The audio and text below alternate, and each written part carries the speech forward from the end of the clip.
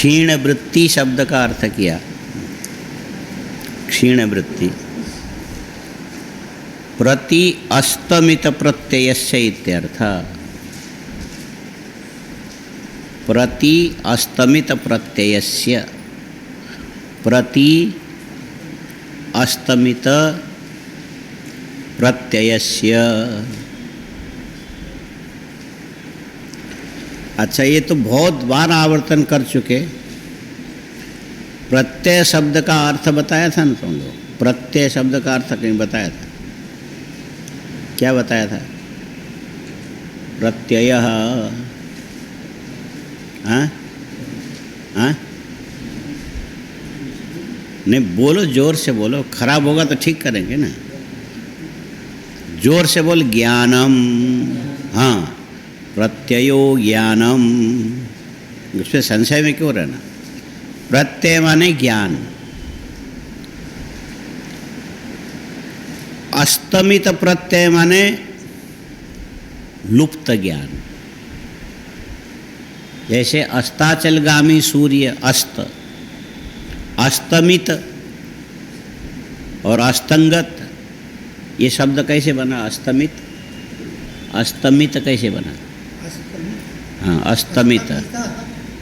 अस्तम इत गत, आयगत हो। देखो, इसीलिए धातु प्रकृति प्रत्यय का यदि ज्ञान हो तो इस ढंग से शब्द का अर्थ फट से निकलता है। आयगतो से, हाँ, अस्तम इत, हाँ, ईण है कि हाँ कि आयगतो? ईण। अच्छा, इत प्राप्त है। हाँ, तो इस ढंग से शब्दार्थ निकलता है। तो ये प्रति अस्तमित प्रत्ययस्य इत्यर्थ। प्रति अस्तमित प्रत्ययस्य। प्रति शब्द हरेक के लिए प्रयोग होता है। अब 1 2 3 4 5 6 7 8 9 10 11 12 13 14 15 16 17 18 19 20 21 22 23 24 25 26 27 28 29 30। 30 ही है ना यहाँ कि 32 है? हमारे गिनने में गलती तो नहीं हुई? कितने हैं? आकाश कितने? पीछे तुमको दिखाई नहीं देगा। हाँ, 29। एक प्रत्यय अस्तमित हो गया। कौन हुआ? प्रत्यय अस्तमित कौन हुआ? कौन है जो अस्तमित हुआ? दिख। हाँ, पहले 32 गिनते थे। हाँ, विपिन। अच्छा अच्छा, नहीं 32 तो उसके बाद भी गिनते थे सचिन को लेके, तो विपिन के जगह सचिन को गिना है। अच्छा अच्छा, तो माने अभी 29 ही हैं। हाँ, तो अभी वहाँ कोई बचा नहीं है ना, विद्यालय में बचा नहीं है। सब यही है। बचा माने वहाँ अवशिष्ट है, वहाँ रुका तो नहीं, ये मतलब बचा माने यहाँ आए मर के, ऐसा नहीं है। तो अब इसमें हम इसीलिए पूछ रहे हैं, कभी लाभ भी होता है, कभी हानि भी होता है। हाँ, हानि लाभ जीवन मरण जस अपयस विधिहात। तो अब लाभ में फिर व्यक्ति को अलग अलग किया नहीं जा सकता ना। तो फिर कोई पूछे कि आपके विद्यार्थी कितने हैं, तो हमने कहा हमारे विद्या के अर्थी। अर्थी शब्द रूढ़ में दूसरा अर्थ होता है, और योग में हाँ, विद्याम अर्थ्यते प्रार्थ्यते तदस्ति, विद्यार्थी ऐसा अर्थ करें। धनार्थी, भोजनार्थी, विद्यार्थी। यहाँ पर अर्थ शब्द प्रार्थना के अर्थ में, किसमें? प्रार्थना चाहिए इस अर्थ में। तो विद्या की प्रार्थना करने वाले को, विद्या की इच्छा रखने वाले को विद्यार्थी कहते हैं। ठीक है ना, विद्यार्थी शब्द का यही अर्थ है। विद्याम अर्थयति भी होगा, अर्थ्यते भी होगा, दोनों होगा।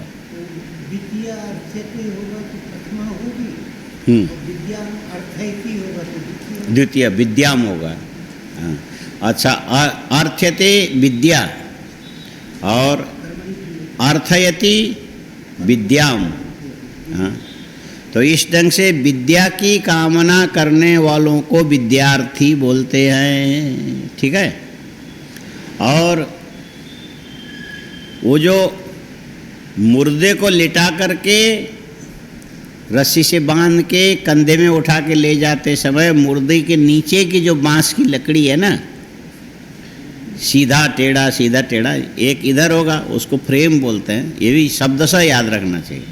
कभी बनाना पड़ा घर में तो क्या बोलोगे? बोले अर्थी में भी तो अलग अलग अवयव होता है।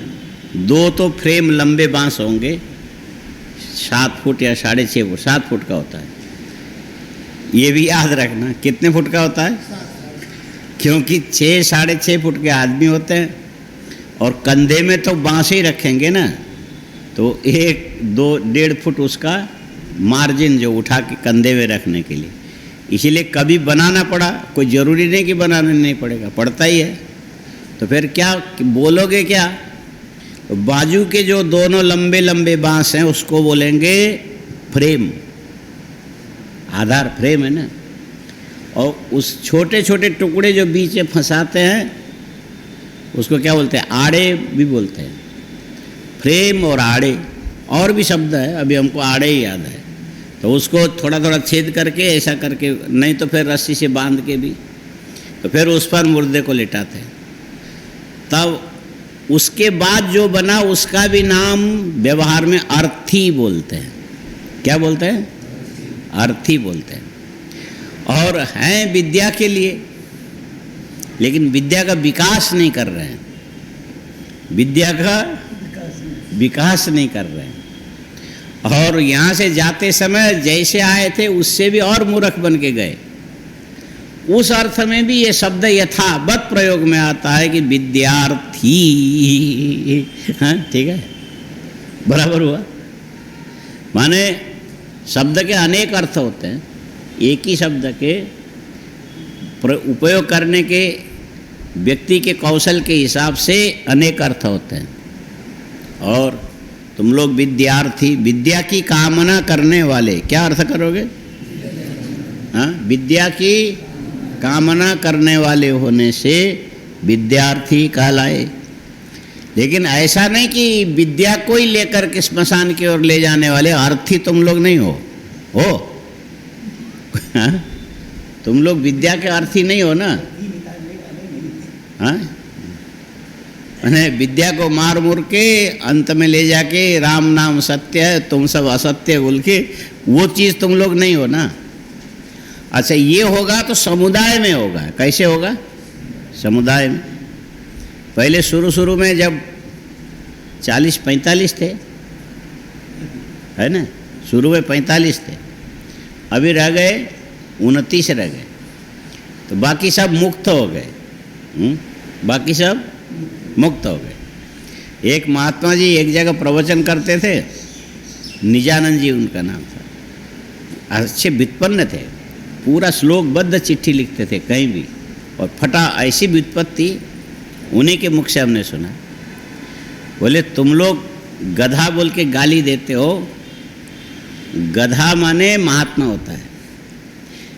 मैं बड़ा हंसने लगा। वो कहले हंसते क्यों हो? वो हंसते नहीं थे। गधा माने महात्मा होता है। हमने कहा अब नहीं हंसे तो क्या करें? हाँ, आपने शब्द ऐसा बोला। बोले तुम खाली महात्मा और इसको मिला के बात कर रहे हो, व्युत्पत्ति तो तुमको है नहीं।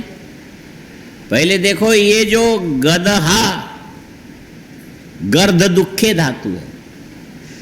गर्धम दुखम हाथी इति गदहा, गर्ध माने दुख निवारक, दूसरों के कष्ट को समाप्त करने वाले को क्या बोलेंगे? महात्मा नहीं बोलेंगे?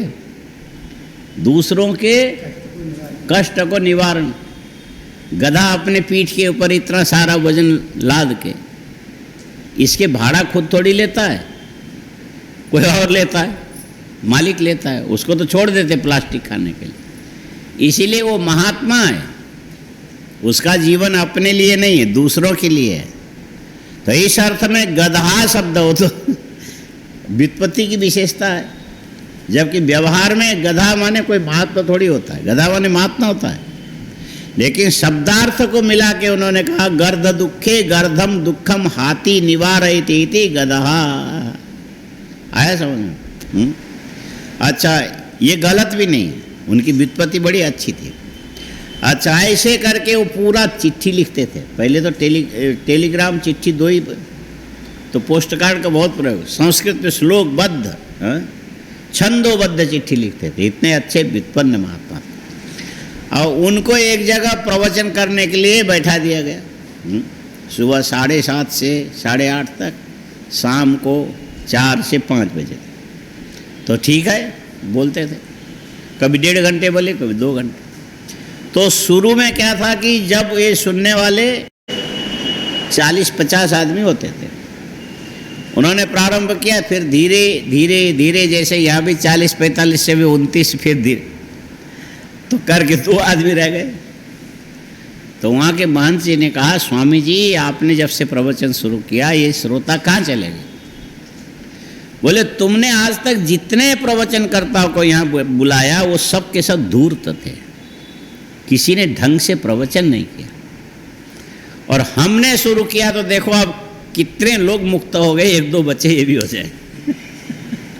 हाँ, इसको उपलाक्षणिक उत्तर इसको बोलेंगे। हाँ, उपलाक्षणिक लक्षण माने किसी बात को सीधा न बोल करके एक दूसरी चीज को ऐसे आजकल इस प्रकार की भाषा को व्यवहार में जो लिया जाता है, अर्थ कुछ और निकले, प्रयोग बढ़िया ढंग से किया जाता है, इसको डिप्लोमेसी बोलते हैं। हाँ, क्या बोलते हैं? डिप्लोमेसी बोलते हैं। ये भी सीखने से आता है, वैसे नहीं आता है। तो जिसको डिप्लोमेसी नहीं आएगा वो सीधे ही गरियाता रहेगा बस। हाँ, गरियाना तो सबको ही आता है। जो बढ़िया डिप्लोमेसी जानने वाला आदमी अपने शब्द को बिगाड़े बिना भी दूसरों के अंदर चुभने लायक कोई भी बात बड़े आराम से बोल सकता है, ये भी सीखने की बात है। आया समझ में? बिना सीखे ये सब चीज़ें नहीं आती, डिप्लोमेसी इसको बोलते हैं। जो भी हो, और ये जो प्रति शब्द जो है ना, ये उपसर्ग से आया। कहाँ से आया? उपसर्ग। और अस्तम इत, हाँ, अस्त ये भी धातु से ही बना है। अस्त, अस्त कैसे बना है?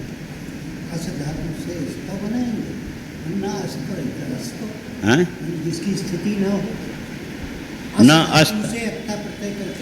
हाँ, माने विद्यमान वस्तु, जैसे अदर्शनम लोप है ना, प्रसक्तस्य अदर्शनम लोप। बिल्कुल खरगोश के सींग का लोप तो होता नहीं। गधे का सींग टूट गया, बोलो गधे का सींग टूट गया। सब लोग बोलो, गधे का सींग टूट गया। सब लोग बोलो। हाँ, और कहीं व्यवहार में बोलने जाओगे कि गधे का सींग टूट गया, तो सामने वाला क्या बोलेगा? पहले हंसेगा, बोले यदि गधे का सींग टूट गया ये बात सही है, तो तुम्हारा भी सींग टूट गया होना चाहिए। गधे का पहले सींग होगा तब न टूटेगा, रहेगा नहीं तो कहां से टूटेगा? प्राप्तो सत्याम निषेध, ये नियम है। वस्तु पहले उपलब्ध हो तो उसका निषेध कर सकते हो, जो पहले से नहीं है उसका निषेध तुम कहां से करोगे? इसीलिए पाणिनि का नहीं, वृत्ति तो किसी और का है ना, भट्टोजी दीक्षित। प्रसक्तस्य अदर्शनम लोप, ये वृत्ति में है। हाँ, सूत्र क्या है? अदर्शनम लोपः। इतने से काम चल सकता था। अच्छा, ये जो प्रसक्त कहाँ से लाया होगा इन्होंने? सूत्रेषु अदृष्टम पदम सूत्रांतराद अनुवर्तनीयम, इतना तो तुमने बोल दिया, ठीक है। लेकिन अदर्शनम लोपो में नीचे अर्थ करते समय इन्होंने प्रसक्त से अदर्शनम, ये प्रसक्त शब्द भी किसी सूत्र से लिया गया है। हाँ, अभी याद नहीं होगा, वो बात अलग है, कहीं से लिया गया। जो विद्यमान हो उसका आदर्शन होने पर उसको लोप कहेंगे, होने पर, प्राप्त होने पर उसका निषेध किया जा सकता है, अप्राप्त का निषेध किया नहीं जा सकता। यदि फर्श में कचरा आ गया, कोई ऐसी चीज आ गई, इसको हटाओ बोला जा सकता है, लेकिन कभी भी ऐसा नहीं बोला जा सकता कि आकाश पुष्प को हटाओ, सससिंह को हटाओ, बंध्या पुत्र को हटाओ, हल्ला मचा रहा है, और जो होगा ही नहीं उसको हटाओ बोलने की क्या जरूरत है? आया नहीं। तो अस्तंगत अस्तित्वम समापितवान इत्यर्थ, स्वस्य अस्तित्वम पूर्वम आसीत किंतु तस्य अस्तित्व को उसने लोप कर दिया, अदर्शन कर दिया, और इसी को अस्त, क्या हो गया? सूर्यास्त हुआ। प्रातःकाल सूर्यास्त नहीं होता है, बोलो प्रातःकाल, सब लोग बोलो, प्रातःकाल सूर्यास्त नहीं होता है। क्यों नहीं होता पूछेंगे तो क्या जवाब दोगे? इसीलिए कि शाम को सूर्योदय नहीं होता है। इसका जवाब क्या है? सायंकाल को सूर्योदय नहीं होता, इसीलिए प्रातःकाल सूर्य अस्त नहीं होता है। और प्रातःकाल सूर्योदय होता है, इसीलिए शाम को सूर्य अस्त होता है। अस्त होने के लिए उदित पहले चाहिए ना, ये उदित सापेक्ष शब्द है अस्त।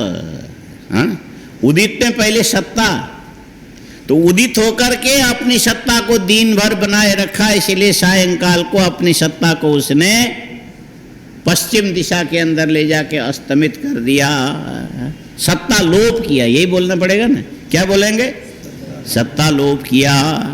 हाँ, सत्ता लोप, क्या बोलोगे? लोप। एक शब्द के फर्क से बहुत फर्क पड़ जाएगा। फिर यदि प की जगह प फ ब भ बोलोगे तो गड़बड़ हो जाएगा, सत्ता लोभ हो जाएगा। इसीलिए यथावत वर्ण जैसा वैसे ही प्रयोग करना पड़ेगा। थोड़ी सी गड़बड़ी हो गई तो फिर अर्थ के अर्थांतर हो जाता है। सत्ता लोप हो गया, जो दिखने वाली सूर्य की सत्ता सायंकाल अस्ताचल में चला गया, अस्तित्व रहित हो गया। पहले दिखता था, वो अस्तित्व रहित हो गया। ये समझ में आया ना? अच्छा, होने पर वस्तु का निषेध करते तो उसमें अस्त शब्द का प्रयोग किया जाता है। पहले वस्तु की सत्ता होनी चाहिए, होकर के वस्तु की सत्ता को यदि निषेध कर दिया गया उसको बोलते हैं ये अस्तंगत है। होने वाला होगा तो कहे अस्ताचलगामी है, अस्ताचलोन्मुख है। उसमें शब्द मिला के जैसे जैसे शब्द प्रयोग करना होता है फिर व्यक्ति करता है। अस्ताचलगामी है, अस्ताचलोन्मुख है, क्या क्या चीज है ये आगे जरूरत के हिसाब से प्रयोग करोगे। ये अस्त शब्द का अर्थ है विद्यमान सत्ता का विपरिलोप में जो प्रयोग किया जाता है उसको अस्त बोलते हैं। आया समझ? अच्छा, ये जो प्रति जो शब्द है हर व्यक्ति के लिए जोड़ता, हर व्यक्ति के लिए। अब सवाल है कि 28-29 विद्यार्थी हैं। कितने? 29 विद्यार्थी हैं। और एक आदमी ने कहा आपके यहाँ 29 विद्यार्थी, कितने विद्यार्थी हैं? कहा हमने तो 32 बोला था, 29 निकले। कोई बात नहीं, एक दो कम सही। बोले हम हर एक के लिए कुछ देना चाहते हैं। हर एक के, तुम लोग खुश हो जाओगे। बोले विद्यार्थियों के लिए हम क्या लावें? हमने कहा हर एक के लिए 1.5-2 फुट के शीशम के लकड़ी का डंडा लाओ। हम प्रत्येक को अलग अलग डंडे से सिर पर देंगे, तब जाके सुबह 4 बजे उठेंगे और शाम को थोड़ा पढ़ेंगे, नहीं तो नहीं पढ़ते। वो हंसने लगे। बोले नहीं, हम कोई माने इसको विषय 2 प्रकार के होते हैं। इष्ट साधनम अनिष्ट साधनम, कितने होंगे? इष्ट साधनम अनिष्ट साधनम। अच्छा, ये डंडा तुम्हारे इष्ट का साधन है कि अनिष्ट का साधन है? सिर पर यदि डंडा पड़े अच्छा लगेगा कि बुरा लगेगा? अच्छा लगेगा। मंगाए? अच्छा लगेगा कि बुरा लगेगा? बुरा लगेगा। यह अनिष्ट साधन है, प्रतिकूल वेदना, वेदना माने ज्ञान, वेदना माने, और अनुकूल ना आने वाले को प्रतिकूल बोलते हैं, वहां भी प्रति उपसर्ग लगा है। हाँ? अनुकूलम प्रतिकूलम, कूल जैसा का वैसे ही है, प्रति उपसर्ग लगेगा तो तुमको नहीं चाहिए ऐसी चीज हो जाएगी, और उसमें अनु उपसर्ग लगेगा जो तुम्हें चाहिए वो चीज। बोले आप ऐसा कोई अनुकूल प्रतीति का साधन ऐसा कुछ बोलिए, तो अब क्या बोले? तो चलो फिर इनको ऐसा करना, बनियान, बनियान बोलते क्या बोलते? हाँ? क्या बोलते हैं? कैसे बना? हाँ? बनियान कैसे बना? हाँ? ये जो है ना अवधि में बना है, वो जाति मूलक शब्द नहीं है। ये जो बनियान जो अंदर पहनते हैं इसमें, और ऊपर से कुर्ता पहनते हैं, दोनों में फर्क है। ये जो बनता है ना, इसको जो है ना, ये कपड़े वाले की भाषा में दो प्रकार से कपड़े बनते हैं, और वो अंग्रेजी में ही है, हिंदी में भी है, लेकिन हमको शब्द याद नहीं है। बोले एक होता है नीटिंग, एक होता है वीविंग। एक होता है नीटिंग, वीविंग। अच्छा, जो नीटिंग में से ये बनियान के लिए होजरी के कपड़े बनते हैं, नीटिंग में होजरी के कपड़े बनते हैं। उसमें वो जो मशीन है ना, गोल ऐसा धागा इस ढंग से, जैसे स्वेटर नहीं बनाते हैं, उसको मशीन में ले जाके ये हमेशा ये जो गोल क्या बोलते हैं इसको, थैले के आकार में बनता है बनियान जो बनता है। और ये जो वीविंग में जो बनाया जाता है वो बिल्कुल थान में बनेगा सीधा, और जो नीटिंग से जो बनाया जाता है उसमें पकड़ के खींचो तो थोड़ा खींचेगा, फिर छोड़ो तो अपनी जगह आ जाएगा। उसकी बनावट ही ऐसी है, माने एक चीज़ ऐसा लेकर के, ऐसा लेकर के, ऐसा लेकर के, एक के अंदर दूसरा फंसा के फिर इस ढंग से चलते। जैसे स्वेटर बनाते हैं ना, उसको वीविंग प्रक्रिया बोलते हैं। क्या बोलते हैं? अच्छा, वो बना तो ट्यूब के आकार में बना करके, रोल बना करके इतना बड़ा रखेंगे, और अब उसमें ये देखेंगे कितने इंच का है, 87, 85, 90, 36, माने आदमी के आकार के हिसाब से वो पहले सेटिंग कर देते हैं, उसके हिसाब से वो रोल बनता है, और उस रोल को कटिंग करके इसकी सिलाई करने की मशीन भी अलग होती है।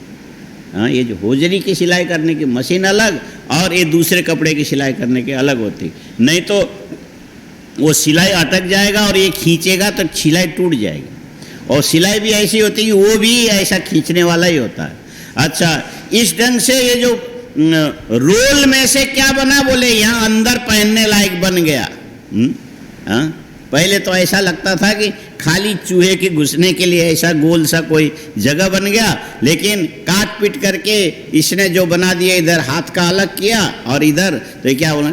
बन के आ गया बनियान। हाँ, बन के आ गया। हाँ, बहुवचन में, अवधि भाषा में बनियान। इसका अर्थ दूसरे ढंग से मत लगाना, जैसे पंडितायन वैसे बनियान, ऐसा नहीं है। हाँ, कौन से प्रत्यय होता है? हाँ, नहीं वो फिर, हाँ हाँ, आयन, आयन ये करके एक सूत्र है। हाँ, तो उससे पंडितायन, हाँ, और कात्यायनी, वो इस ढंग से वो बनता है। लेकिन उस ढंग से बना हुआ ये बनियान शब्द नहीं है। हाँ, ये बनियान वैसे हो गया, वो जग जग उठ। हाँ, स्वप्न भी देखा क्या? तो उस ढंग से ये शब्द नहीं है, है ना? बनियान उस ढंग से शब्द नहीं है। बन करके अवधि में आया, पहनने लायक हो गया। हमने कहा ऐसा करना, ये लोग बाजार में जब जाते हैं तो इनकी बुद्धि तो सही है ही नहीं, अभी तो ठीक है विद्या के लिए आए हैं, पूरे पहले विद्वान होते तो यहाँ क्यों आते? एक को हमने कहा कि तू पढ़ता नहीं, समझता नहीं बिल्कुल, गुरुजी यदि पहले से समझते तो यहाँ क्यों मरने आते? यहाँ तो आए इसीलिए, नहीं समझते, समझने के लिए आए। तो चलो ठीक है, ये खुद बाजार में जा कर के कपड़े लेके आएंगे तो ये जो रंग बिरंगा बनियान होगा और छाती के अंदर घोड़ा बना होगा, गधा बना होगा, दुलत्ती मारता होगा, ऐसा प्रिंट वाला पहन के बैठ जाएंगे बड़े गर्व में। अब उसको आदमी बोले कि गधा बोले? इसीलिए हमने कहा कि देखो 30-32 विद्यार्थी हैं, इनको तुम बनियान ला के दे दे। तो संख्या कितनी? बोले इतनी। तो हर व्यक्ति के लिए होना चाहिए, उसके लिए, उसके लिए, उसके लिए, ये उसके लिए, उसके लिए जो बार बार बोला जाता है, इसमें संस्कृत में प्रति उपसर्ग का प्रयोग होता है। वस्तु अधिक हो, हाँ, वस्तु अधिक हो संख्या में, और प्रत्येक वस्तु की ओर इंगित करने के लिए एक जैसा कोई शब्द लगाना हो तो फिर क्या लगाओगे? प्रति उपसर्ग लगाओगे। हाँ, क्या लगाओगे? और अब इसमें ये कहेंगे कि 32, 30, 29 आदमी के लिए प्रति व्यक्ति एक एक लेके आना। क्या बोलते हैं? प्रति व्यक्ति। ठीक इसी प्रकार ये जो हमारे इंद्रियों के द्वारा अर्थ के साथ सन्निकर्ष संबंध होने से बुद्धि में ज्ञान प्रकट होता है। हाँ? इंद्रिय से अर्थ के साथ सन्निकर्ष संबंध होने से प्रत्यक्ष ज्ञान का लक्षण क्या है? इंद्रिय अर्थ सन्निकर्ष जन्यम ज्ञानम प्रत्यक्षम। अच्छा, इंद्रियां कितनी हैं? बहुत देर में बोला 5, इसमें याद नहीं था क्या? इंद्रियां कितनी हैं? 5 है। कौन कौन से हैं? चक्षु, श्रोत्र, घ्राण, रसना, त्वग। हाँ, इसमें सूर्य अथर्व शीर्ष में आया ना पहले, श्रोत्र त्वक चक्षु रसन, श्रोत्र त्वक चक्षु रसन घ्राण, ये यही क्रम ऐसा है, और यही क्रम सही भी है। बोलो तो क्या क्या है? श्रोत्र त्वक चक्षु रसन घ्राण शब्द स्पर्श रूप रसगंधा। अच्छा, ये इंद्रिय और विषय को क्रमशः रखा है। अब देखो क्रम मिला के देखो, श्रोत्र, बोलो, त्वक चक्षु रसन घ्राण। अब उधर विषय में देखो, शब्द स्पर्श रूप रस गंधा।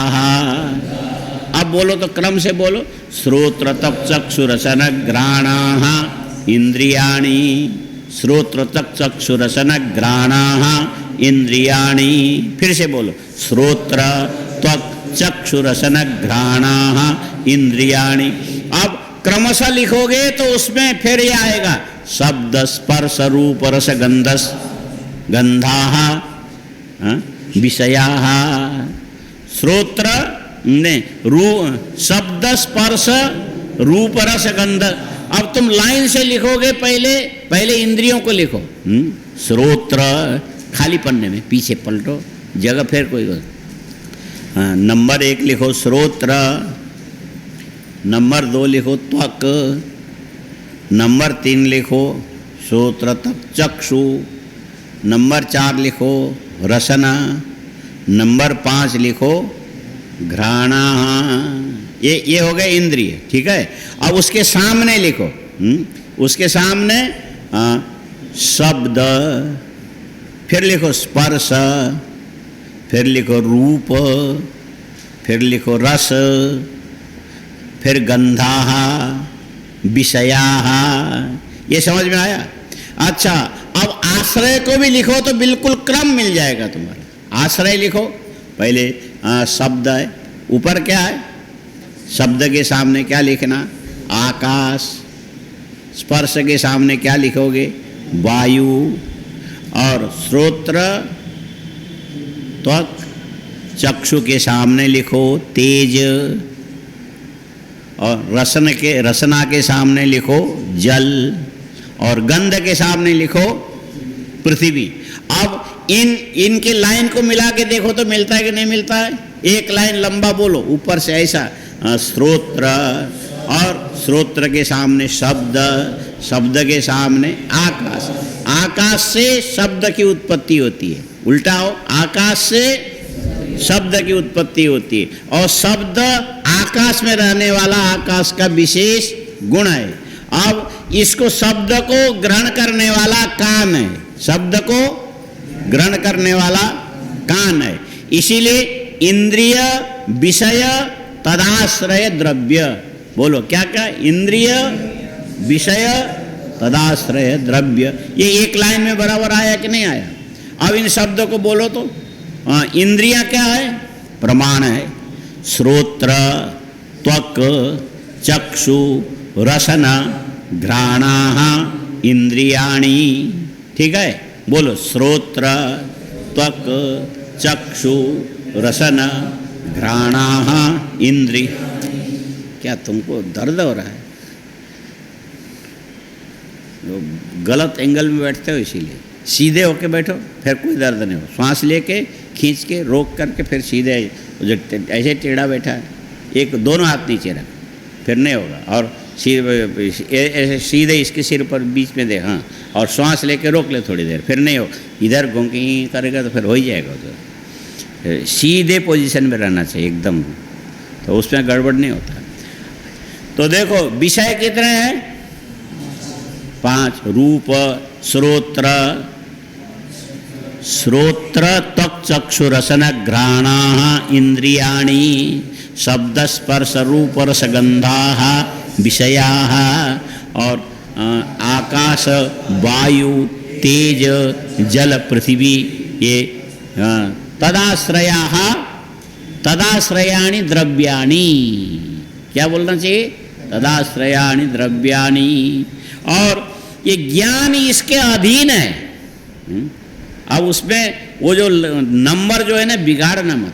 पहले आया श्रोत्र, तक, चक्षु, रसन, घ्राण, और उसके बाद आया शब्द, स्पर्श, रूप, रस, गंध, उसके बाद आया आकाश, वायु, तेज, जल और पृथ्वी। और ये जो रूप, रस, गंध, शब्द, स्पर्श, रूप, रस, गंध, ये जितने 5 विषय हैं, ये अपने अपने आश्रय द्रव्य में ही निरंतर रहते हैं। आश्रय द्रव्य में ही निरंतर रहते हैं। ये द्रव्य से अलग करके इन गुणों को जाना नहीं जा सकता, द्रव्य से अलग करके नहीं। जब तुम्हें गंध ज्ञान होगा तो गंध के साथ पृथ्वी का भी ज्ञान साथ में होगा। गंध से अलग पृथ्वी नहीं, पृथ्वी से अलग गंध हो करके अपना ज्ञान नहीं करा सकते। लेकिन ये ज्ञान कब होगा? जब तुम्हारे नासिका का गंध के साथ संबंध होगा। बस इसी अर्थ को सामने रखने के लिए उन्होंने लक्षण कर दिया। बोले इंद्रिय, इंद्रिय माने श्रोत्र, इंद्रिय माने देखो क्या लिया, श्रोत्र, और अर्थ माने विषय, अर्थ माने श्रोत्र का विषय कौन होगा? शब्द, और शब्द का आश्रय कौन होगा? आकाश। और उसके साथ इंद्रिय का संबंध होने से तुम्हारे बुद्धि में शब्द विषय का ज्ञान होगा। क्या होगा? शब्द विषय का ज्ञान होगा। इंद्रिय अर्थ सन्निकर्ष माने संबंध, उससे जिस वस्तु के साथ जिस इंद्रिय का संबंध हुआ तदनुरूप उसका ज्ञान तुम्हारे बुद्धि में आएगा। इंद्रिय अर्थ सन्निकर्षो नाम संबंधः तज्जन्यम ज्ञानम प्रत्यक्षम। आया समझ? तज्जन्यम ज्ञानम। और ये जो जिसका ज्ञान होता केवल गुण का ज्ञान नहीं होगा, अकेले द्रव्य रहित गुण का अपना अस्तित्व नहीं हो सकता। हमेशा द्रव्याश्रित होकर के ही गुण अपना बोध कराने की योग्यता बनाते हैं। इसीलिए गंध का जब ज्ञान होगा तो साथ में पृथ्वी का ज्ञान होगा, शब्द का जब ज्ञान होगा तो साथ में आकाश का ज्ञान होगा, रस का जब ज्ञान होगा तो साथ में जल का ज्ञान होगा, और रूप का जब ज्ञान होगा तो तेज का ज्ञान होगा, और गंध का ज्ञान होगा तो पृथ्वी का ज्ञान होगा। कभी भी गुण से रहित द्रव्य प्रत्यक्ष नहीं होता है, और द्रव्य गुण अकेले भी कभी प्रत्यक्ष के विषय नहीं बनते। उसके साथ ये गुणों का होना, अपने अपने द्रव्य का अपने अपने विशेष गुण होना जरूरी है। गुण के बिना द्रव्य साक्षात्कार नहीं होता, संयोग ही नहीं बनेगा। गुण के बिना, रूप के बिना तेज साक्षात्कार नहीं होगा, रस के बिना जल साक्षात्कार नहीं होगा, और गंध के बिना पृथ्वी साक्षात्कार नहीं होगा, शब्द के बिना आकाश का साक्षात्कार नहीं होगा। ये तत्तद आश्रित गुणों के द्वारा ही क्या होगा, वस्तु का साक्षात्कार होगा। और ये जो इसमें नियम यह है कि चक्षु और इंद्रिय और अर्थ के संबंध होने के बाद ये निश्चित है कि तुम्हारे अंदर तद विषय ज्ञान अंदर उत्पन्न होगा। ये जो ज्ञान उत्पन्न हुआ इसको क्या बोलते हैं, ये इसी को बोलते प्रत्यय। इसका नाम क्या है, प्रत्यय।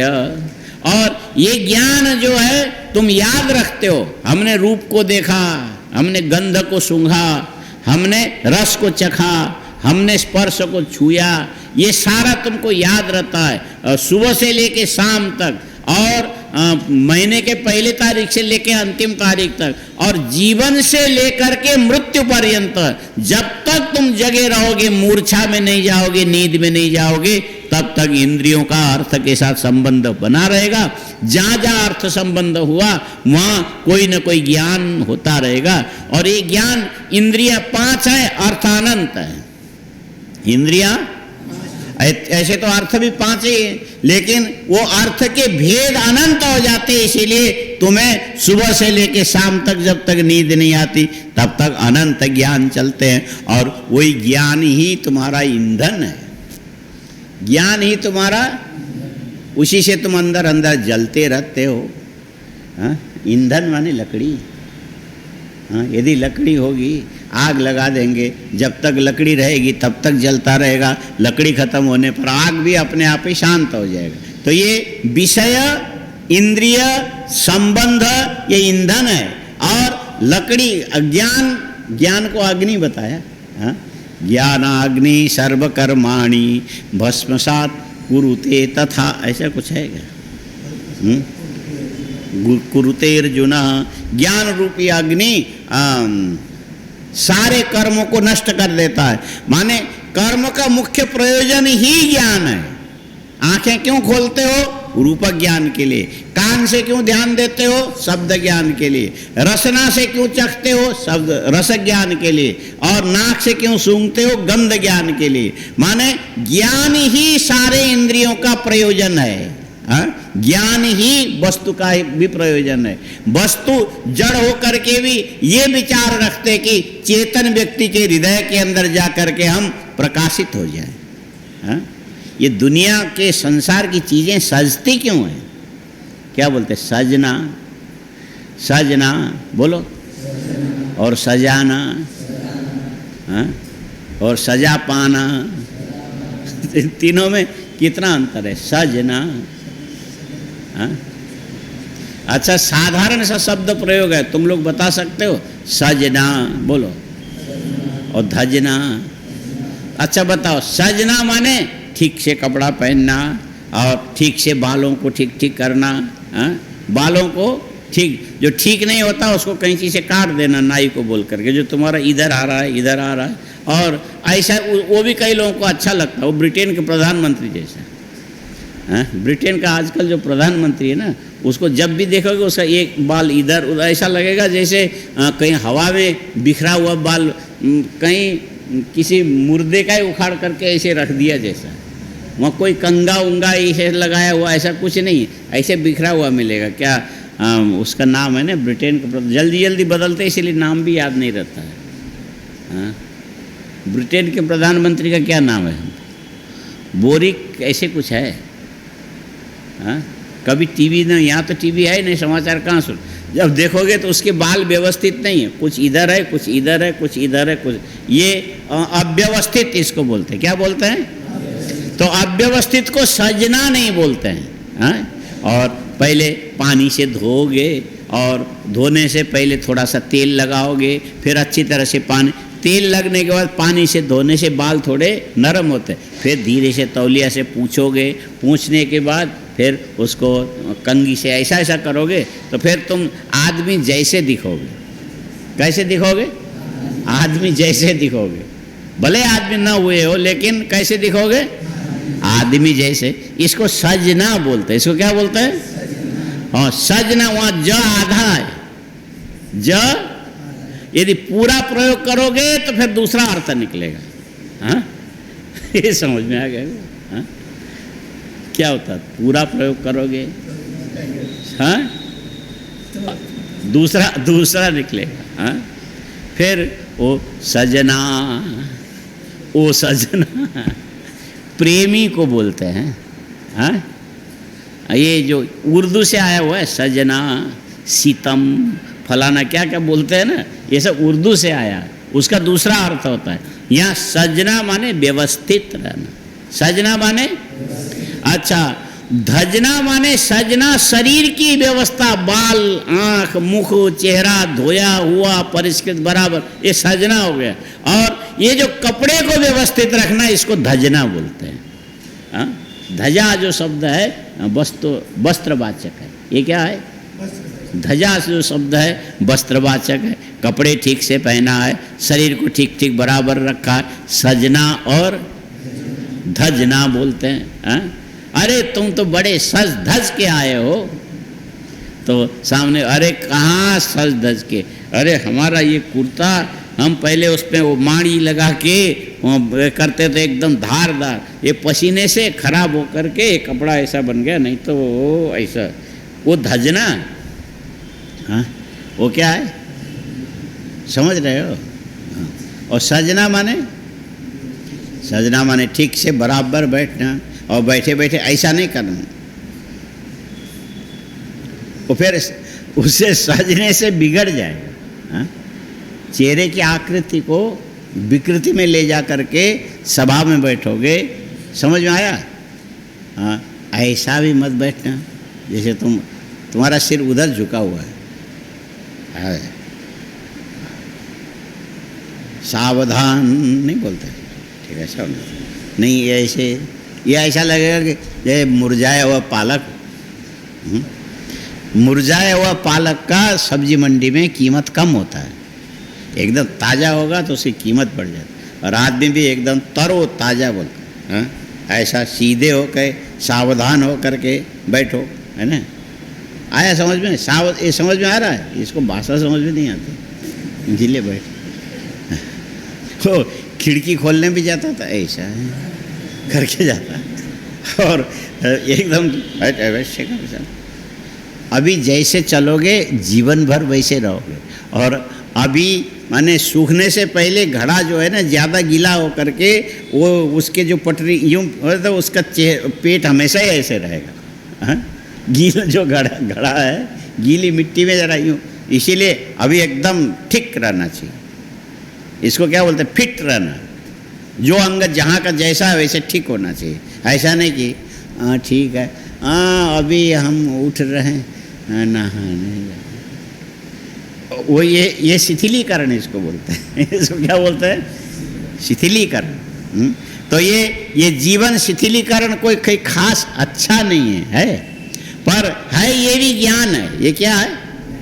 आँख से देख रहे हो, कान से सुन रहे हो, नाक से सूंघ रहे हो, जीभ से चख रहे हो, हर चीज विषय के विषय व्यापक है, इंद्रियों की संख्या कम है, और तुम विषय के बीच में पड़े हो। ये इंद्रियां जहां भी जाएगी कोई न कोई विषय के साथ संबद्ध होगी।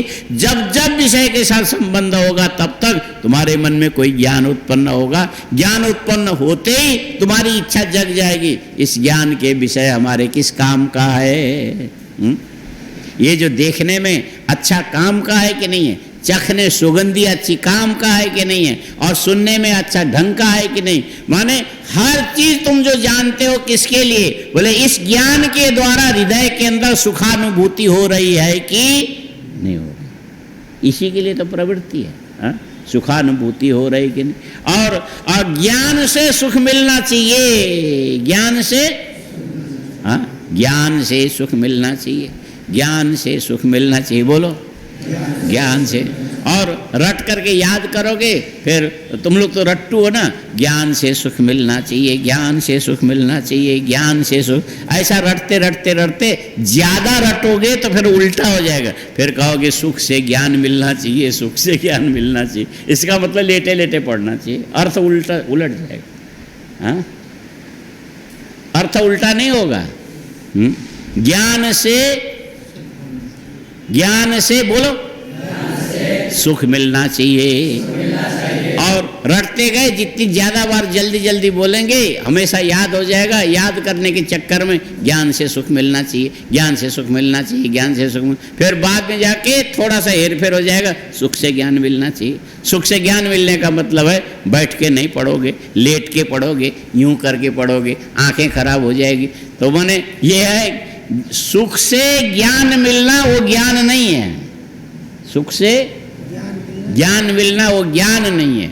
ज्ञान तो परिश्रम से मिलेगा, वही ज्ञान होगा। सुख से आराम से आने वाला ज्ञान नहीं है। वो ज्ञान होगा तो तुम्हारे जीवन के उत्थान के लिए नहीं है। सुख से ज्ञान कहाँ मिला? बोले तुम बच्चे थे, माँ के गोद में पड़े थे और तुम चिल्लाते थे, उपद्रव मचाते थे और माँ को जल्दी सोना था, इसीलिए तुमको नींद आवे, उसके लिए पीठ पर थपकी मारती है और सिर के ऊपर ऐसा ऐसा, तो उससे एक लय बनता, तो वो बच्चा सो जाता तो माँ भी उसको सुला के सो जाती। अच्छा, ये थपकी भी ज्ञान है कि नहीं है? ये थपकी भी, लेकिन ये थपकी में मेहनत किसने किया? बच्चे ने किया कि माँ ने किया? माँ के प्रयत्न से बेटे को जो ज्ञान हुआ, ये ज्ञान तुम्हारे जीवन में, ठीक है तुम सो गए और उसको भी सोने का मौका मिलेगा, नहीं तो तुम उसके बालों को नोचते रहोगे, चिल्लाते रहोगे, इधर गिरोगे उधर गिरोगे, उसको परेशानी। इसीलिए तुमको सुलाने के लिए उन्होंने थपकी दी। ज्ञान तो उसमें भी है, ये ज्ञान उसके परिश्रम से नहीं आया, ये ज्ञान उसके परिश्रम से नहीं आया, उसने तुम्हें सुलाने के लिए कोशिश। ये ठीक है? ठीक है कि नहीं तुमको थोड़ी याद है? हाँ, ये जाके पूरा याद रख पाओगे, सही ढंग से पूछ पाओगे तो घर में जाके माँ से पूछ सकते हो, क्या पहले ऐसा होता था क्या कि हम देर तक उपद्रव मचाते रहे, चिल्लाते रहे और तुम हमको सुलाने के लिए लिटा करके ऐसे थपकी मारती थी, ऐसा हुआ था क्या? बोले तुमको किसने बोला? बोले वो महात्मा जी वहाँ पे। तो वो माँ फिर बोलेगी, अरे तुम्हारा महात्मा इतनी पुरानी बात को वहाँ बैठे बैठे उसने देख कैसे लिया? हाँ, वो क्या बोलेगी? हाँ, कैसे देखा? पर ये सुख से आने वाला जो ज्ञान है, ये तुम्हारे जीवन की रेखा को सही दिशा में ले नहीं जा सकता। हाँ? ज्ञान से मिलने वाला सुख तुम्हें स्थायी आनंद दे सकता है, लेकिन सुख से मिलने वाला जो ज्ञान है व्यवस्थित ज्ञान नहीं होगा। इसीलिए ज्ञान के लिए बैठना ही पड़ेगा, देखना ही पड़ेगा, आंखें खोल के रखनी पड़ेगी, कान से चौकन्ने रहने पड़े, हर चीज सावधान। उसके बाद जो ज्ञान होता है, फिर उस ज्ञान पर विचार करोगे, इस ज्ञान से हमें क्या मिला और क्या नहीं मिला। हाँ? हमको आनंद मिला कि नहीं मिला? और किसी ने उठा के कनपट्टी में थप्पड़ मार दिया, वो भी ज्ञान ही है, लेकिन ये ज्ञान को वेदना बोलते हैं, ज्ञान को। लेकिन ये जो थप्पड़ पड़ने से जो ज्ञान हुआ, ये अनुकूल वेदना नहीं है, ये अनुकूल वेदना नहीं है, प्रतिकूल वेदना है। और हरेक ज्ञान के जो वेदना का जो स्वरूप है, अनुकूल भी हो सकता है, प्रतिकूल भी हो सकता है। हाँ? अनुकूल भी हो सकता है, प्रतिकूल भी हो सकता है। और तुम्हारी जो इच्छा है, हर ज्ञान का जो फल है, परिणाम है, अनुकूल ही होना चाहिए, अच्छा होना चाहिए। ये अंदर की तुम्हारी अपनी इच्छा रहती है। पहले इंद्रिय अर्थ सन्निकर्ष से वस्तु का ज्ञान होगा, ज्ञान होने के बाद फिर तुम कहोगे, ज्ञान के विषय को देखोगे, ये मेरे अनुकूल है कि नहीं है, मेरे इष्ट का साधन है कि नहीं। पहले ये इच्छा उत्पन्न होगी, इदम मद इष्ट साधनम अथवा इदम मद अनिष्ट साधनम, ये मेरे अनुकूल है कि नहीं है। यदि अनुकूल है तो इसको संग्रह करना चाहिए, यदि प्रतिकूल है तो इसको हटाना चाहिए। कांटे का भी ज्ञान होता है, बोलो, फूल का भी ज्ञान होता है। कांटे को देखने के बाद तुम्हारे अंदर की इच्छा शक्ति ये बोलेगी, ये कांटा चुभेगा तो हमको कष्ट देगा, इसीलिए ये मत अनिष्ट साधनम, इदम मत अनिष्ट साधनम। और फूल देख के कहोगे सुंदर है, कोमल है, अच्छा है, सुगंधित है, इदम मद इष्ट साधनम। हर ज्ञान के विषय से पहले, हर ज्ञान के हृदय में उत्पन्न होने से पहले विषय के प्रति बहुत झटिति तुम्हारे मन में ये बात आएगी, ये मेरे काम का है कि नहीं है, अनुकूल है कि नहीं है, प्रतिकूल है कि नहीं है। और ज्यादा अनुकूल आया तो ज्यादा दिन याद रखोगे, ज्यादा प्रतिकूल होगा तो भी आ गया तो भी याद रखोगे, और अनुकूल प्रतिकूल से बिल्कुल उदासीन यदि रहा तो ये ज्ञान ज्यादा दिन तुम्हारे दिमाग में, बुद्धि में टिकी नहीं रहेगी। आया समझ? याद उसी का रखोगे, या तो अनुकूल होगा तो याद रखोगे, या तो प्रतिकूल होगा, हाँ, अनुकूल होगा तो याद रखोगे और होगा तो याद रखोगे। इसका उदाहरण क्या है? हाँ? कहीं जंगल में मजा ले रहे थे, नदी के किनारे घूम रहे थे, और इतने में निकल के ऐसा सांप आया, पूं मारने लगा, और तुम छटक के दूर जाके बोलने लगे, अरे बाप रे बाप। किसको याद किया बोलो? सांप को देख के किसको याद करते हो? हाँ? और एकदम ऊपर से लकड़ी गिरी, ठम से सिर पर लगा, तब ओई माँ, क्या बोलोगे? माँ को याद। और तुमने माँ को याद किया, भाई को याद नहीं किया, घर में बकरी को याद नहीं किया, भेड़ को याद नहीं किया, और घर में उखल भी होगा, मूसर भी होगा, और ऊपर से लकड़ी गिरी तो ओए मूसर नहीं बोला, ओए उखल नहीं बोला, ओए लोटा नहीं बोला, ओए गगरी नहीं बोला, क्या बोला? माँ। इसका मतलब है कि हर एक विपत्ति में माँ उस विपत्ति से बचाया करती थी, वो तुम्हें अनुकूल होने से तुम्हारे दिमाग में बराबर बैठ गया। इसीलिए ऐसी परेशानी आने पर माँ को याद करो, और ऐसे अचानक कोई दुर्दांत परिस्थिति आ जाए तो बाप को याद करो। ये माँ और बाप क्या चीज है? तुम्हारे सदा के लिए इष्ट साधन होने से ये ज्ञान जल्दी अंदर से निकलता नहीं है। याद नहीं करोगे तो भी याद, हाँ? समझ में आया? पहले यहाँ जो प्रधानाचार्य थे सुबह जगाने के लिए जाते थे विद्यार्थियों को, और जो न उठे मारते थे धड़ाकर, हाँ? तो अचानक मार खाने से विद्यार्थी, अरे बाप रे बाप, अरे माँ, वो माँ मर गए। अचानक मार पड़े तो ऐसा नहीं बोलता। तो हमने फिर उनसे पूछा कि उनसे पूछो तुम बाप और माँ को क्यों बोलते हो? बहन को बुलाते, भाई को बुलाते, गाय को बुलाते, भैंस को बुलाते, बकरी को बोले कोई भी दुख में तत्काल हित चिंतन करने वाले माँ और बाप के अलावा। इसीलिए ये ज्ञान जो अंदर में आता है ये कभी निकल के जाता, हाँ? माने ज्ञान के बुद्धि में, चित्त में जाके स्थिर होने में मूल कारण क्या है? या तो अति अनुकूल प्रतीति का विषय होना चाहिए, या तो अति प्रतिकूल प्रतीति का विषय। ये होने से ही वो ज्ञान टिका होता है। अनुकूल प्रतिकूल प्रतीति का विषय न होने पर ये ज्ञान अंदर टिकता नहीं है। और नहीं टिका, उपेक्षा करते चले गए, तो तुमने जाना तो बहुत कुछ, लेकिन जान करके जो ज्ञान का अस्तित्व बुद्धि के अंदर होना चाहिए, ये अंदर आया, एक बार दिखाई दिया, दिखाई देने के बाद उसका अस्तित्व अनस्तित्व में बदल गया। इसीलिए प्रति अस्तमितम, ये व्याख्या किसकी है? प्रति अस्तमितम, प्रति अस्तमितम प्रत्यय इत्यर्थ। और योगी लोग क्या करते हैं? चाहे माँ हो, चाहे बाप हो, चाहे बहन हो, किसी को भी याद नहीं करेंगे। बोले याद करना दुखदाई है, हाँ? याद करना मन की वृत्ति है। ये वृत्ति अनंत वृत्तियों को उत्पन्न करती है। पानी के अंदर निकलने वाले एक तरंग को हाथ से दबा के रखोगे तो 4 तरंग और आगे उत्पन्न हो जाएंगे। एक विषय को याद करोगे तत्संबंधी अन्य विषय याद आएंगे, और ये जितने विषय याद आएंगे उतने तुम्हारे चित्त रूपी सरोवर के अंदर तरंगे उठेंगी। ये जितने तरंगे आएंगी ये तुम्हारे चित्त का विक्षेप है। इस विक्षेप को मिटाने के लिए योगियों का अभ्यास होता है कि मन में कोई चित्त की वृत्ति ना आने पाए, जाना उसका याद न हो और नया जानने की कोशिश न हो, और इसकी ओर ध्यान दे करके शांति के लिए जो बैठे यही है। और ये अभ्यास करते करते पीछे सब आया।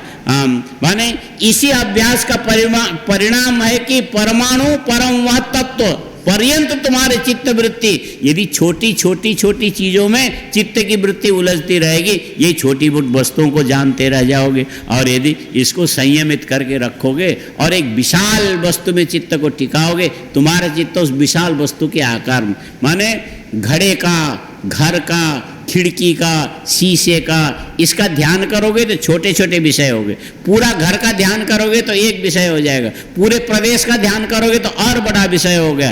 पूरे विश्व का ध्यान करोगे और भी बड़ा विषय हो गया। और सारी पृथ्वी का ध्यान करोगे, एक विषय में सारी दुनिया आ गई। और पृथ्वी से बढ़कर के इससे 100 गुना ज्यादा जिसकी मात्रा है, जल तत्व का ध्यान करोगे, एक जल तत्व विशाल, तुम्हारा चित्त उसको व्याप्त करता चले। और जल भी छोटा है, उससे ज्यादा तेज का ध्यान करोगे तो तेज की तो सीमा यहां से लेकर सूर्यमंडल पर्यंत है। और ये भी छोटा है, इससे बड़े चीज का ध्यान करोगे, वायु का एक एक रूप कम होता चला जाएगा, लेकिन ये वायु सारे प्राणी मात्र का जीवन सबको वहन करने वाला, ये भी आकाश से छोटा है। आकाश में चित्त लगाओगे तो तुम्हारा चित्त आकाशात्मक हो जाएगा, आकाशाकारित। और उससे भी ऊपर जाओगे, आकाश से ऊपर जाने पर क्या मिलेगा? ये ईश्वर का अहंकार मिलेगा। ये खाली शास्त्र के द्वारा जान करके ही तुम अनुमान लगा सकते हो, देख नहीं सकते हो। ईश्वर के अहंकार की अनुभूति आंख से देख के नहीं होगा। अब फिर भी एक निश्चय करके आकाश को भी व्याप्त करके कोई एक महान समष्टि अहंकार है, उसमें यदि ध्यान करोगे तुम्हारा चित्त उसमें फैल जाएगा पूरा, ईश्वर के अहंकार आकारित। और वो अहंकार जड़ है, उसके एक एक कण कण के अंदर ज्ञान छिपा हुआ है, वो है महत्तत्व। उसका चिंतन करोगे तो अहंकार से भी विशाल एक महान ज्ञान है, जिससे पूरे चराचर प्राणी ज्ञानवान हो रहे हैं। वो आकृति वाला ज्ञान नहीं, निराकार ज्ञान। और ये ज्ञान जहां पर स्फुरित हो रहा है वो क्या चीज है? बोले वो अव्यक्त मूल प्रकृति है, वो परमात्मा की इच्छा ज्ञान क्रिया शक्त्यात्मक है, उसी के द्वारा सारा जगत की उत्पत्ति स्थिति लय। और यदि उसका ध्यान करोगे तो तुम्हारा चित्त तद्रूप। और ये जो मूल प्रकृति भी उस परमात्मा के दशा शतांश में जराशय में स्फुरित होकर के जगत को उत्पन्न करती है, उसके अधिष्ठान का चिंतन करोगे तो तुम्हारा चित्त विस्तारित होकर के परमात्मा काराकारित हो जाएगा। हाँ, परमात्मा काराकारित हो जाएगा। समझ में आ रहा है? नहीं आएगा तो नींद आएगी। दो में से एक चीज तो जरूर आना है, या तो समझ में आएगा नहीं तो नींद आएगी। माने कोई आए बिना रहता नहीं है। नींद आई तुमको? नहीं आई? हाँ ना, कुछ तो बोल।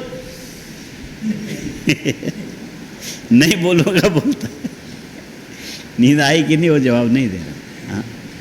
तो इस ढंग से ईश्वराकाराकारित वृत्ति एक बार मन के अंदर यदि जग गई तो उसमें घटक ज्ञान, पटक ज्ञान, मठक ज्ञान, शब्द ज्ञान, रस ज्ञान, गंध ज्ञान, रूप ज्ञान इत्यादि जो छोटे छोटे ज्ञान की आकृति, ये सब प्रति अस्तमित हो जाएगा। अब अर्थ ठीक हो गया? प्रति अस्तमित माने समष्टि वस्तु के विज्ञान काल में व्यष्टि वस्तु का जो विज्ञान है, ये विज्ञान समष्टि में अस्तमित हो जाएगा। ये घर के अंदर घड़ा भी है, लोटा भी है, नल भी है, पानी भी है, करछी भी है, चम्मच भी है, और ये सारी चीजें अलग अलग देखोगे और दूर बैठ करके घर को याद करोगे तो पूरे ढांचा में सब कुछ आ जाएगा। और इससे और आगे पृथ्वी, पृथ्वी से जल, जल से तेज, तेज से वायु, वायु से आकाश, आकाश से समष्टि अहंकार, और समष्टि अहंकार से आगे समष्टि बुद्धि, समष्टि बुद्धि से आगे मूल प्रकृति, मूल प्रकृति से आगे उसका अधिष्ठान बुद्ध जो पुरुष चैतन्य जिसको बोलते हैं, तदाकाराकार चित्त वृत्ति होने पर ये छोटी छोटी छोटी छोटी जो ज्ञान है वो योगियों का अस्तमित हो जाता है। व्यष्टि के अलग अलग टुकड़े समष्टि में जाकर के एकीभूत हो जाते हैं। व्यष्टि के अलग अलग टुकड़े समष्टि में जाके एक अस्तमित हो जाते हैं। हाँ? एक आदमी है, उसके सिर पर बाल है, बाल की संख्या इतनी है, उसके अलग अलग दांत है, उसके अलग अलग अंगुलियां हैं, अंगुली के जोड़ हैं, उसमें नस है, नाड़ी है, 72,000 करीब नाड़ी ऐसा माना जाता है। और ये सारी चीजें जब आदमी मर जाएगा उसको ले जाएंगे अर्थ मूल प्रकृति से आगे उसका अधिष्ठान बुद्ध जो जैसे विद्यार्थी मुर्दा के लिए अर्थी, वो अग्निम अर्थयते प्रार्थयते तस्माद उत्थापयित्वा नीत्वा गच्छन्ति सर्वे जना वदन्ति च राम नाम सत्य है। हाँ? माने उसको अग्नि की इच्छा है, वहाँ जा करके हम अपनी व्यष्टि सत्ता को समझ ली। जब राख बनेगा तो उसमें सब कुछ है, दांत भी है, नाक भी है, नस भी है, नाड़ी भी है, सबका सार खाली राख में चला गया। राख का सार पृथ्वी में गया, पृथ्वी का सार जल, ऐसा करके सारा तिसार का विचार करते करते चले जाओगे, अंत में सबका सार क्या मिलेगा? परमात्मा। परमात्मा काराकार यदि वृत्ति मन में बन गई, तुम्हारा चित्त इतना विस्तार को प्राप्त हो गया, छोटी छोटी सारी चीजें जिस परमात्मा में समाहित है, उस परमात्मा काराकार वृत्ति में ये छोटी छोटी वृत्तियां अस्तमित, प्रति अस्तमित, रूप रस गंध स्पर्श शब्द आदि अनंत प्रकार की सब चीजें अस्तमित, अस्तित्व विहीन हो गया जिस योगी का। ये व्यास जी का वाक्य है, पद है छोटा सा, प्रति अस्तमित प्रत्ययस्य इत्यर्थः। हर एक प्रत्यय माने जिसको देखोगे उसी में से ज्ञान, ये सब समस्त ज्ञान में जाकर के अस्तमित हो गया। ऐसा जो योगी चित्त जिसका विशाल बन गया, अभिजातस्य मणेरिति दृष्टान्तो पादनम यथा स्फटिक उपाश्रय भेदात् तत्तद् रूपोपरक्त उपाश्रय रूपाकारेण निर्भासते। स्फटिक मणि को ऐसा देखोगे, उसमें छोटे छोटे छोटे जाले होते हैं। स्फटिक की शिवलिंग देखा है? क्योंकि इस पत्थर में कुछ बूंद बूंदे, ये जो पानी जम करके स्फटिक बना है। पानी लंबे समय तक एक दबाव में रह करके पहले पत्थर बनेगा, फिर उसमें कोई किसी प्रकार के रजोगुण तमोगुण के अंश नहीं रहने से वो स्वच्छ पारदर्शी वही जम करके पत्थर बन गया। इसीलिए लंबे समय तक बर्फ़ के दबाव में कोई चीज़ रहे तो उसके अंदर की चीज़ें बहुत कीमती मणि बन जाते हैं। इसीलिए बोले बद्रीनाथ के पीछे का जो नीलकंठ पहाड़ है, अमेरिका कब से पीछे पड़ा कि वो पहाड़ तुम हमको दे दो, हम उसको तोड़ेंगे। बोले क्यों तोड़ोगे? बोले उसके अंदर से नीलम निकाले, उसमें नीलम है। माने लंबे समय तक इतने बर्फ के दबाव लगातार सहन करने से वो पानी ही अपने आप में क्या बनता है, बहुत करोड़ों वर्ष लग जाते हैं, लेकिन वो मणि बन जाता है। हाँ?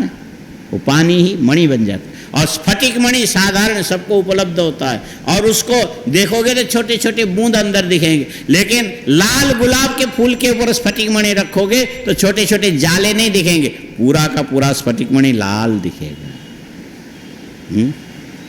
नज़दीक से केवल मणि को देखोगे तो छोटे छोटे दाने दिखेंगे, उसको ले जाके लाल फूल के ऊपर रख दोगे तो वो पूरे लालिमा से भर जाए।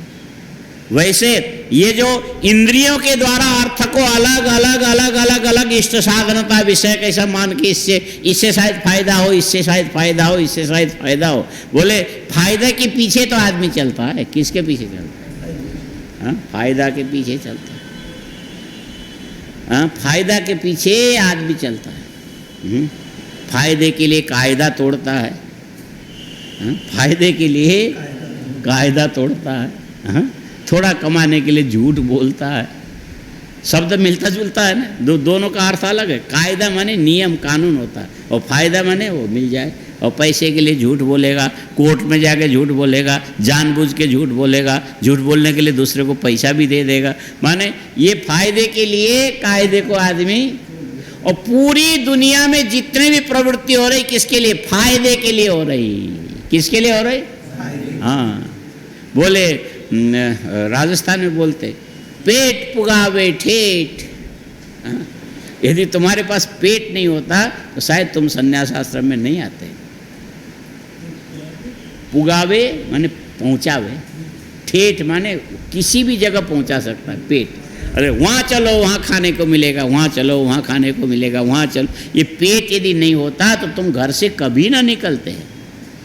तुम उठते इसीलिए हो, पेट के कारण, थोड़ा साफ करना है, और नहाते इसीलिए हो, उसके बाद दोबारा भरना है। माने जो कुछ भी सारा व्यवहार सुबह से शाम तक किसके लिए है? बोलो।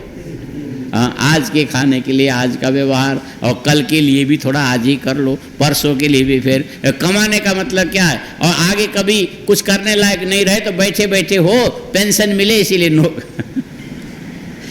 सबका मूल प्रयोजन क्या है? पेट है। आया समझ में? यदि पेट न होता तो एक दूसरे से कभी मिलते नहीं। हाँ, एक दूसरे का कोई उपकार। इसीलिए सारे संसार के व्यवहार का मूल क्या है? पेट। हाँ, इसीलिए तंडुल प्रस्थमूला। हाँ, सर्वे व्यापारा तंडुल प्रस्थ, माने संसार में जितने भी व्यापार होते हैं वो क्या है? एक शेर अनाज के लिए काम करते हो। प्रस्थ माने शेर, शेर भर अनाज के लिए पूरी दुनिया मरती जा रही है। और उससे पता नहीं कितने सारे ज्ञान होते हैं, ज्ञान से चित्त में तरंग उठ रहे हैं। ये तरंग तुम्हारा विक्षेप है, यही तुम्हारा क्लेश है। योगी क्या करते हैं? इन तरंगों से बचने के लिए एक मूल वस्तु में चित्त को तदाकार आकारित करके, चित्त की व्यापकता फैला करके, छोटी छोटी वस्तुओं से ध्यान हटा करके प्रत्यस्तमित प्रत्यय से इत्यर्थ अभिजात से मणेरिति दृष्टांत उपादन यथा स्फटिक उपाश्रय भेदा तत्तद रूपोपरक्त उपाश्रय रूपाकार निर्भासयते। स्फटिक के अंदर के छोटे छोटे छोटे कण जब लाल फूल के ऊपर रख दो तो फूल की पूरी लालिमा दिखेगी तो कण छूट जाएगा। वैसे ही एक परमात्मा में दृष्टि तुम्हारी स्थित हो गई तो छोटा छोटा ज्ञान अस्तमित हो जाए। अस्तमित होने से परमात्मा काराकारित होकर के तुम बैठ गए और किसी चीज़ का बोध नहीं। फिर यही तुम्हारी समाधि, यही तुम्हारे परमात्मा साक्षात्कार, जो कुछ भी सब प्राप्त करना सब इसी के अंदर निहित है। लेकिन ये लंबे अभ्यास से होगा, तत्काल में नहीं होगा। हाँ? ये व्यास जी के वाक्य में इतनी सारी चीज़ें छिपी है। हाँ? पूरा पढ़ूँ तो कई दिन लग जाएंगे। प्रत्यस्तमित प्रत्ययस्य इत्यर्थ अभिजातस्यैव मणेरिति दृष्टान्तोपादानं यथा स्फटिक उपाश्रय भेदात् तत्तत् रूपोपरक्त उपाश्रय रूपाकार निर्भासते तथा ग्राह्यालंबरोपरक्तम चित्तम ग्राह्य समापन्नम। ये वाक्य थोड़ा समझने लायक। ग्राह्य आलंबन उपरक्तम चित्तम ग्राह्य समापन्नम। इस ढंग से ग्रहण कारेण ग्रहण आलंबन उपरक्तम चित्तम, एक करके सबका अलग अलग प्रयोग किया है इन्होंने। इसको फिर कल और प्रयोग कोशिश करते। माने समझना इतना सरल चीज नहीं है। हाँ? समझना, सजना सरल है, बोलो। धजना भी सरल है। सजना और सजना क्या है, धजना क्या है बताया?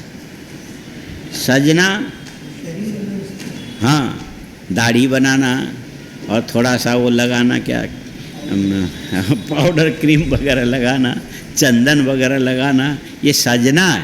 और अच्छे से कपड़े पहन के ऐसा ऐसा दे, ये धजना है। तो सजना और धजना, सजना में ज आधा है, आधा का मतलब स्वर रहित। सजना में ज कैसा है? स्वर रहित है, आधा ज है। कितना है? और वो नीचे पूरे ज में से पैर काटने दी तुम भूल गए तो फिर बनेगा सजना। फिर तुम गाने लग जाओगे वो सजना। सजना अलग है और अलग है। हाँ? ये शब्द में कितने रहस्य छिपे, कोई हिसाब है? हाँ?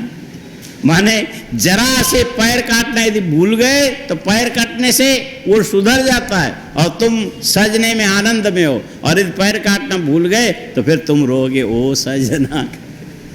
नहीं, पैर काटना भूल गए तो तुम रोने लग जाओगे। हाँ? ये विचित्र, माने शब्द संसार साधारण नहीं, असाधारण है। हाँ? इसमें कहाँ कहाँ जाओगे? अभी तो यहाँ से उठ के थोड़ा वो रखा होगा ना, शायद वो केले रखे हैं। हाँ, ले आओ फिर, और उसको लेके थोड़ा घूमना। ये ज्ञान का अंत नहीं है, समझने की कोशिश करो तो ठीक है, नहीं तो कोई बात नहीं, तो चलता रहता है। ओम पूर्णमदः पूर्णमिदं पूर्णात् पूर्णमुदच्यते पूर्णस्य पूर्णमादाय पूर्णमेवावशिष्यते।